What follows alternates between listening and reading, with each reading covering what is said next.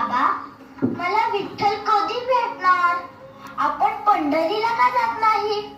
अगं नागू, हा मळा विठ्ठलाचाच आहे. विठ्ठलाने आपल्याला तो कसायला दिलाय. त्याने नेमून दिलेले आपण माळी आहोत. हा मळा सोडून आपण गेलो त्याला भेटायला तर त्याला आवडेल का? बाबा, मग विठ्ठलच का येत नाही आपला मळा बघायला?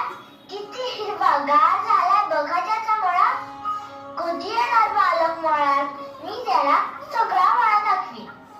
तेवढ्यात पंढरपूरला वारीसाठी निघालेली एक दिंडी नागूला दिसली. दिंडी पाहताच विठ्ठलाची मूर्ती गायब. त्याने डोळे चोळले आणि पुटपुटला, पांडुरंग हरी, काय भास झाला ना काय आपल्याला? मला विठ्ठलाची मूर्ती का दिसेना? मग बाकीचे अरडगावचे ते वारकरी आले जे नागूला हसले होते. त्यांनी पांडुरंगाचे दर्शन घेण्यासाठी हात जोडले. परंतु पाहतात तर काय, पांडुरंगाची मूर्ती कुठे आहे? हे काय घडलंय? आपल्याला देव का दिसत नाहीये? त्या वारीत त्यांना दर्शनच दिले नाही. तो मंदिरातून निघून गेला होता आणि कुठे गेला माहितीये?